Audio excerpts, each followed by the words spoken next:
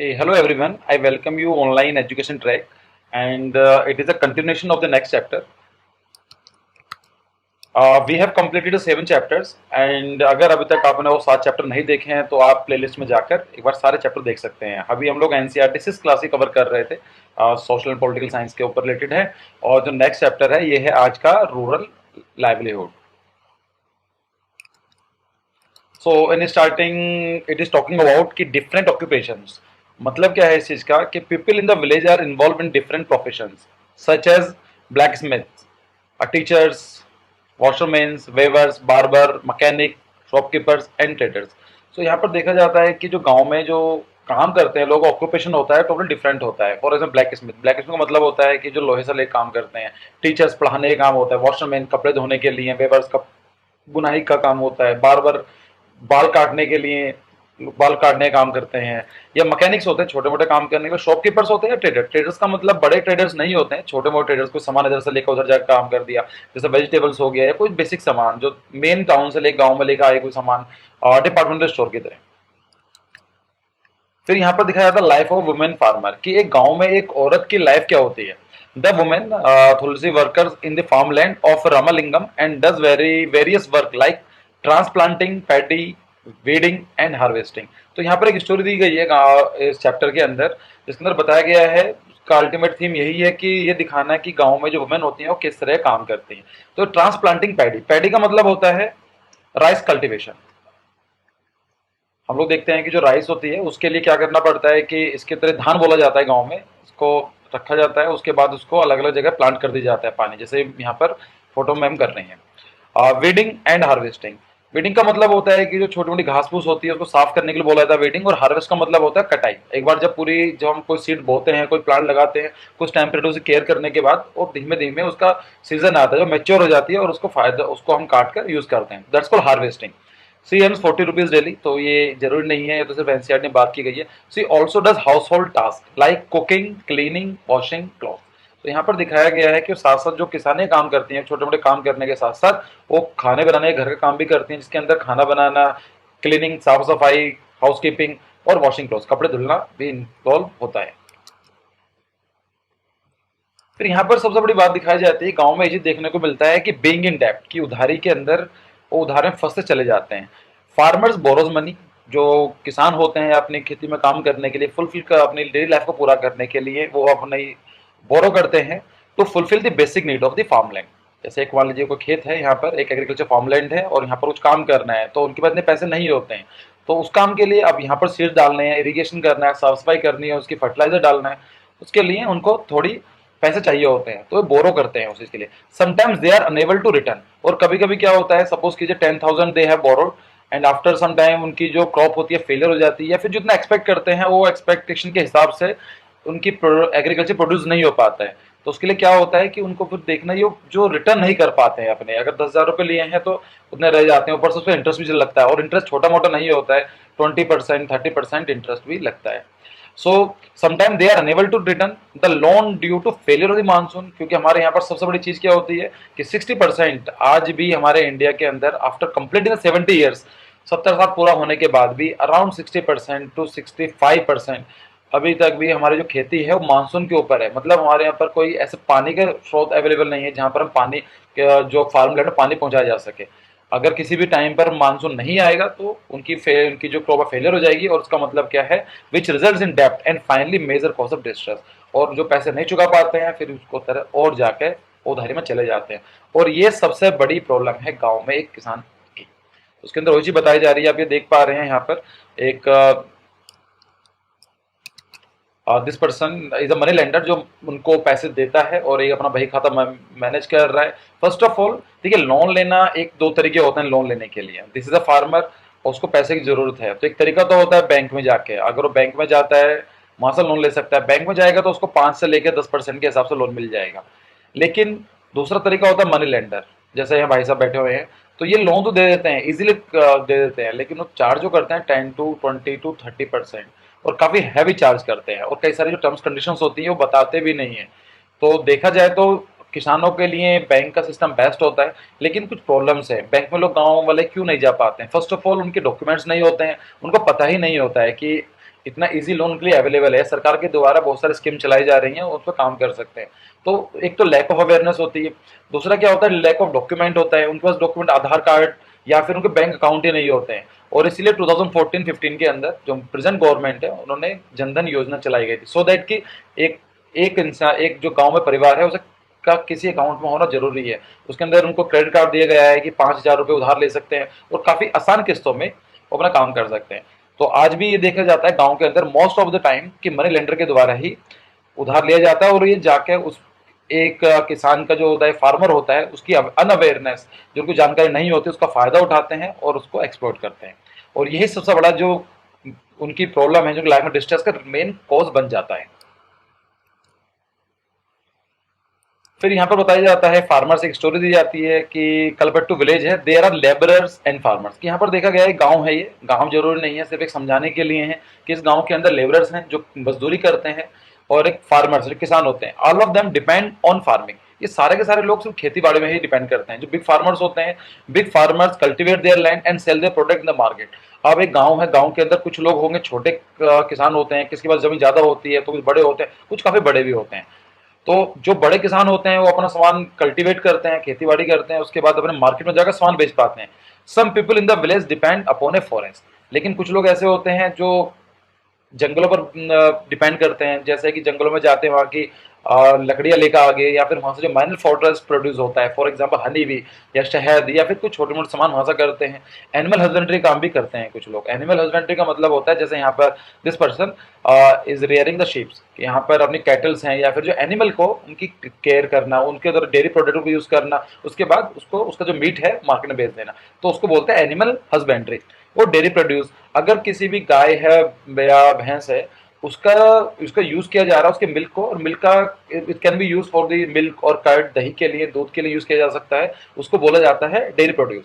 या फिर फिशिंग में, तो यहाँ पर देखा गया है कि जो बड़े किसान होते हैं वो नॉर्मली अपनी खेती करते हैं और अपने मार्केट में जाकर सामान बेच देते हैं, और वो छोटे किसान होते हैं नॉर्मली फॉरेस्ट पर डिपेंड रहते हैं, एनिमल हस्बेंड्री करते हैं, या फिर डेयरी प्रोड्यूस पर डिपेंड करते हैं, फिशिंग काम करते हैं, मत्स्य पालन, मछली पालन बोला जाता है इसको।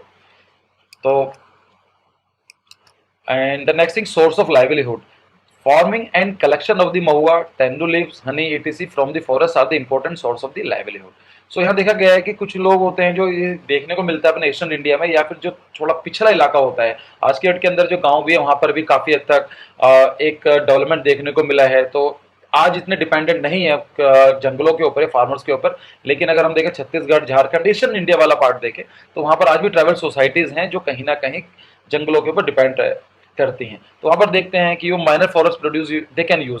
सो महुआ होता है, तेंदू लीव्स होती हैं, या फिर शहद होता है, उसको जाते हैं जंगलों में, जाते हैं उसको वहां से कलेक्ट करते हैं और जाकर मार्केट में बेच देते हैं और अपनी बाकी नीड पूरी करते हैं। फिर आता है रूरल लाइवलीहुड के गांव के अंदर, तो वहां का जीवन क्रिया किस तरह की है। People in rural areas earn their living in various ways. तो earn their living in various ways, तो गांव के जो लोग होते हैं अपनी जो लाइफ को अलग अलग तरीकों से बिताते हैं। They undertake a farming and non farming activities. देखिए, फार्मिंग एक्टिविटीज और नॉन फार्मिंग एक्टिविटीज में डिफरेंस क्या है। फार्मिंग का मतलब होता है कि जो लोग खेत में जाकर काम करते हैं, फार्म पर काम करते हैं। नॉन फार्मिंग का मतलब हो गया ऐसी चीजें जो जिसके लिए हम नॉर्मली ट्रेडिशनल तरीके से खेती नहीं करनी पड़ती है। जैसे यहाँ पर है, यहाँ पर जो collection of the milk, it is comes under non farming activities. किसान जो होते हैं, जो अपनी गाय भैंसों को पालते हैं, दूध निकालते हैं, उसके बाद एक मार्केट में जाकर बेच देते हैं, तो it is a example of non farming activities.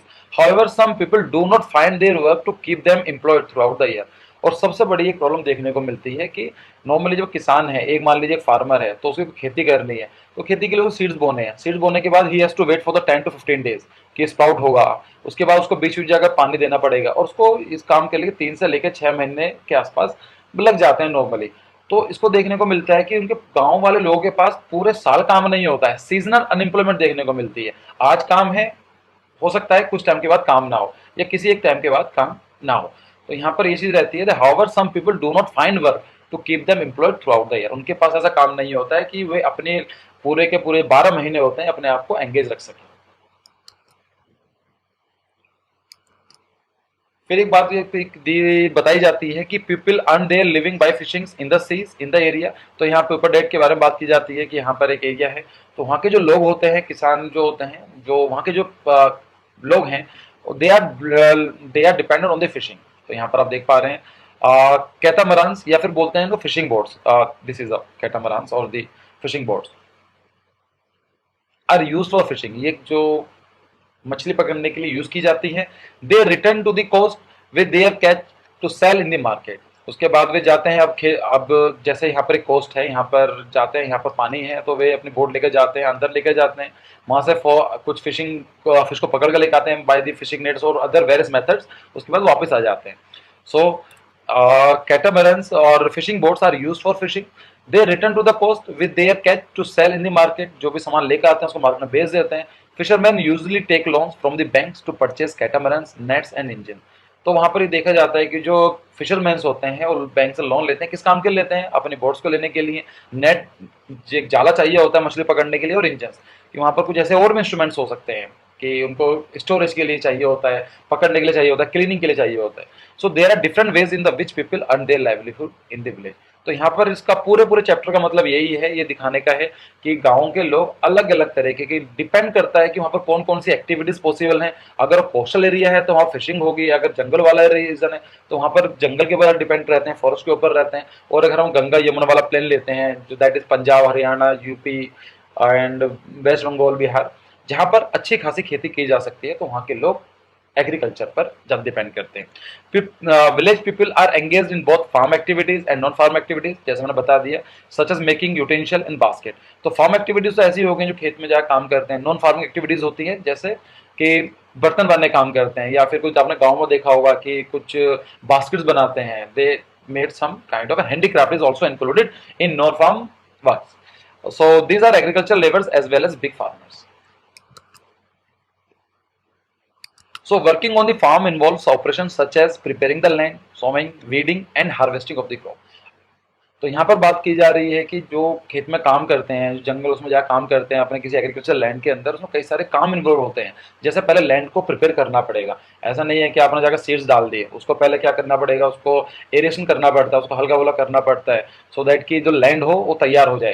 फिर उसके बाद अब जो सीड्स होंगे उसको सीड्स को डालेंगे, सो दैट कि उसको वेट करेंगे कि वे कब स्प्राउट करें। उसके बाद क्या होगा, वीडिंग। अब कभी कभी देखते हैं कि छोटी मोटी घास, जैसा आप यहाँ पर देख पा रहे हैं, यहाँ पर छोटी घास जन आ गई है, ये हमारे किसी काम की नहीं है, तो उसको हटाना होता है। That's called weeding and the harvesting of the crop. और जब एक क्रॉप बड़ी हो जाती है, जब वो अपना पूरा जो लाइफ साइकिल पूरा कर लेती है, फॉर एग्जाम्पल अगर गेहूं की खेती की गई है तो गेहूं की खेती, उसके बाद में गेहूं आ जाते हैं, जब वो पूरे पक जाते हैं उसके बाद उसको हार्वेस्ट कर लिया जाता है। In India nearly 2 out of every 5 rural farmers are agriculture labours family. India में ये देखा जाता है कि 5 में से, अगर हम पूरे गांव में देखा जाए तो 5 में से 2 फैमिली, दैट इज 40% जो हैं इंडिया के अंदर, वो एग्रीकल्चर लेबरर्स हैं। The members of this families usually work on the other people field to earn a living. और सबसे बड़ी प्रॉब्लम हमारे यहाँ पर एक और चीज भी देखने को मिलती है कि बहुत जो कंसंट्रेशन ऑफ द वेल्थ है उसमें भी काफी हमें देखने को मिलता है। गांव के अंदर जाते हैं, हम शहरों में देखते हैं, गांव में देखते हैं, बहुत डिफरेंस है। वो तो दिखता ही है, लेकिन गांव के अंदर भी जाकर भी काफी डिफरेंस है। कुछ गांव के जो कुछ किसान है बहुत अमीर होते हैं, कुछ पैसे वाले होते हैं, कुछ लोग उतने ही गरीब होते हैं। जैसे बहुत ही एक फोटो है, आप देखने में आपको दिख जाएगा कि यहाँ पर इतने बूढ़े अंकल हैं और उसके बाद उनको काम करना पड़ रहा है, बिकॉज उनके पास इतना पैसे ही नहीं है कि किसी और एक कैटल को हायर कर सकें या फिर खरीद सकें। So the members of this family, जो गरीब लोग होते हैं, उनकी जो परिवार वाले होते हैं, जैसे उनकी वाइफ होगी, उनके बच्चे होंगे, वो दूसरे किसानों के, जो बड़े किसान होते हैं, उनकी खेत में जाकर काम करते हैं। In India 80% of the farmers belong to this group. और ये देखा गया है कि जो लोग गरीब लोग होते हैं, जो उनको बोलते हैं स्मॉल एंड मार्जिनल या लैंडलेस लेबर, जिनके पास जमीन ही नहीं है, वो किसी और की खेती में जाकर काम करते हैं, उनसे काम कराते हैं और कुछ परसेंट उनको ले लिया जाता है। फॉर एग्जाम्पल, एक किसान है, ये उसके पास कोई जमीन नहीं है, और एक बहुत बड़ा किसान है जिसके पास बहुत बड़ी जमीन है यहाँ पर, तो उनको बोल दिया जाएगा कि ये पर्सन होगा लैंडलेस, उसको बोला जाएगा आप यहाँ काम करो, आपको सारा काम करना है और इन रिटर्न आपको कुछ परसेंट मिल जाएगा। इट कैन बी 20%, 20, 25, 30, 40 और मैक्सिमम 50%। नॉर्मली देखा गया कि 50% ज़्यादा लोग नहीं देते हैं। सो अगर इंडिया में देखा जाए तो 80% लोग इस तरह कैटेगरी में आते हैं। तो ये दिखाया जाता है 80% of the farmers belongs to this group, only 20% of India farmers are well off. और 20% किसान ही इंडिया के ऐसे हैं जिनको हम बोल सकते हैं वेल ऑफ है, या फिर वो पूर्ण संपन्न है, या फिर वे लोग अपनी खेती अच्छी तरीके से कर पा रहे हैं। Many people in rural areas depends upon collection from the forest, animal husbandry, dairy produce and fishing, जो कि हमने पहले डिस्कस किया था कि बहुत सारे लोग ऐसे हैं जो एनिमल हस्बेंड्री करते हैं, फॉरेस्ट के ऊपर डिपेंड करते हैं, डेयरी प्रोड्यूस पर डिपेंड करते हैं, या फिर फिशिंग इंडस्ट्रीज पर डिपेंड करते हैं। So this was the end. अभी के लिए there was some kind of any keywords जहाँ पर मैंने उसको कंपाइल कर दिया है। तो यहाँ पर वर्ड यूज किया जाता है रूरल लाइवलीहुड, कि गाँव के लोग किस तरह से उनकी जीवन क्रिया होती है।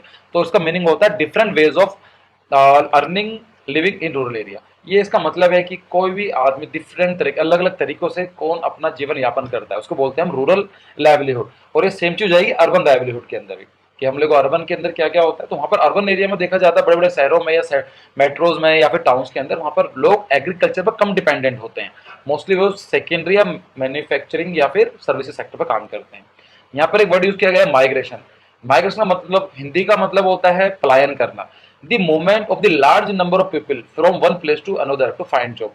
फर्स्ट ऑफ ऑल यहाँ पर माइग्रेशन जॉब के बिना भी हो सकती है, कुछ और रीजन भी हो सकते हैं। अभी हम लोग उसको नहीं पढ़ेंगे, लेकिन फॉर द क्यूरियोसिटी, अगर कोई एक माइग्रेशन मतलब होता है this is a location one and this is a location B, किसी वजह से एक की लोकेशन से लोग मूव कर जाते हैं लोकेशन बी को, तो उसको बोलते हैं माइग्रेशन। अब यहाँ पर बताया गया है कि जॉब को सर्च करने के लिए, लेकिन कुछ प्रॉब्लम और भी हो सकती हैं। जैसा मान लीजिए यहाँ पर जो बंदा है उसको एजुकेशन अच्छी नहीं मिल रही है, उसके बच्चों के लिए मेडिकल फैसिलिटीज अच्छी नहीं है, तो बंदा तब भी जा सकता है। या फिर वहाँ पर इतने जो कास्ट डिस्क्रिमिनेशन है, या फिर कम्युनिस्ट पॉलिसी वाली बात चल रही है, या फिर यहाँ पर उनको जानो खतरा है। तो there can be so many reasons जिसके लिए जो मोटिवेट करता है माइग्रेशन के लिए। तो यहाँ पर अभी सिर्फ जॉब के बारे में बात की गई है, but there can be so many different reason. Migration can be divide in two parts, कि क्या क्या रीजन हो सकते हैं माइग्रेशन के। एक हो सकता है पुल रीजन, दूसरा हो सकता है पुश रीजन। पुल रीजन क्या होगा कि ऐसी कौन सी सर्विसेज हैं जो लोकेशन बी आपको दे रहा है, तो आपको खींचेगा कि आपको यहाँ पर सर्विस अच्छी मिलेगी, एजुकेशन अच्छी मिलेगी, मेडिकल फैसिलिटीज अच्छी मिलेगी, जॉब अच्छी चांसेस है पढ़ने करने के लिए, आपको सिक्योरिटी अच्छी मिलेगी, स्टैंड ऑफ लिविंग अच्छा हो जाएगा। तो ये पुश फैक्टर हो गए, पुल फैक्टर हो गए, खींचने वाले फैक्टर हो गए। और कुछ फैक्टर्स यहाँ पर भी होंगे जो उसको, उस आदमी को मना करेंगे कि भाई आप यहाँ से जाइए, क्योंकि आपके लिए यहाँ पर अच्छा नहीं है। जैसे यहाँ पर इंफ्रास्ट्रक्चर अच्छा नहीं होगा, यहाँ पर देखा गया कास्ट डिस्क्रिमिनेशन होती होगी, या फिर कई सारे नेचुरल हैजार्ड्स की दिक्कत आ सकती होगी, बीमारी की रीजन आ सकता है। तो फिर नेक्स्ट बात की जाती है पेस्टिसाइड। पेस्टिसाइड का मतलब क्या होता है, chemical used to kill pest specifically insect. ये एक तरह का केमिकल होता है जो पेस्ट का मतलब कीड़े होते हैं, या फिर जो फंगस होती है, फिर जो ऐसी चीजें जो एग्रीकल्चर में जो हमारी क्रॉप है उनको नुकसान पहुंचाती है, उसको मारने के लिए जो केमिकल यूज किया जाता है उसको बोलते हैं pesticide. And the harvest, harvest का मतलब होता है the act of cutting and gathering crop, कि ये एक तरह का काम है जिसके अंदर आप जो क्रॉप होती है उसको काटते हैं, उसको इकट्ठा करते हैं और उसको यूज करते हैं। जैसा बताया है कि it can be take of some time. अगर कोई छोटे प्लांट्स होते हैं, फॉर एग्जाम्पल वाटरमेलन है, वो 2 महीने में तैयार हो जाता है। एट द सेम टाइम अगर राइस चाहिए होगा तो it will take 6 to 9 month. तो डिपेंड करता है कितना टाइम पीरियड रहता है हार्वेस्ट का। And the most important thing is terrace farming here. This the keyword also use. तो टेरेस फार्मिंग का मतलब क्या होता है, देखिए टेरेस का मतलब होता है छत, और फार्मिंग का मतलब खेती। तो यहाँ पर आप देख रहे हैं जैसे पूरा एक पहाड़ है, तो अगर यहाँ पर अगर हम इसको बिना कुछ करें यहाँ पर खेती लगा देंगे या पानी आएगा तो ये सारा नीचे पहुंच जाएगा, और इसको हम लोग खेती से ठीक से कर भी नहीं पाएंगे। उसका तरीका क्या होता है कि जो फार्मर्स होते हैं वो इसको छोटे पार्ट में डिवाइड कर देते हैं, एक सीढ़ी नुमा बना दिया जाता है। तो जैसे हमारी जो स्टेयर केस होती है, इस तरह से जो सीढ़ी होती है इस तरह से बना दिया जाता है कि यहाँ पर फ्लैट एरिया मिल गया, फिर तो नीचा होता है, तो यहाँ पर खेती की जा रही है, यहाँ पर डाली जा रही है सीड्स, यहाँ पर डाले जा रहे हैं, तो इसको मैनेज करना इजी होता है। So that's called terrace farming. ये कहाँ पर देखने को मिलती है, ये पहाड़ी इलाकों में देखने को मिलती है। क्यों, वहाँ पर ही पहाड़ होंगे, वहाँ पर ही माउंटेन्स होंगे, या फिर हिल्स होंगे, प्लेटू होगा। नॉर्मली जो गंगा यमुना वाला प्लेन्स है, प्लेन्स बोला जाता है, तो यहाँ पर ये चीज हमें देखने को नहीं मिलेंगी। So this is the type of the farming in which the land on hill slope is made into A flat plots. तो यहाँ पर देख पा रहे हैं कि जो हिल होता है उसको फ्लैट टॉप में डाल दिया गया है, and carve out in step, और उनको एक स्टेप्स की तरह डिवाइड कर दिया गया है। The sides of each plots are raised in order to retain water. और इसका फायदा क्या होता है कि जो पानी को इकट्ठा रखा जाता है, अब यहाँ पर आएगा पानी, कोई स्लोप ही नहीं है तो पानी यहाँ पर इकट्ठा रहेगा। This allow water to stand in the field, और ये अलाउ करता है कि पानी रुका रहे, which is suitable for the rice cultivation. और most of the time terrace farming is use for the rice cultivation, चावल की खेती के लिए यूज किया जाता है। क्यों, क्योंकि चावल की खेती को पानी ज्यादा चाहिए होता है। So this was the end of the video. और अगर आपको कुछ क्वेरीज हो तो आप प्लीज कमेंट सेक्शन खुला हुआ है, आप प्लीज मैसेज करें, टेक्स्ट करें। और if you like this video please like, share and comment. And thank you for joining me.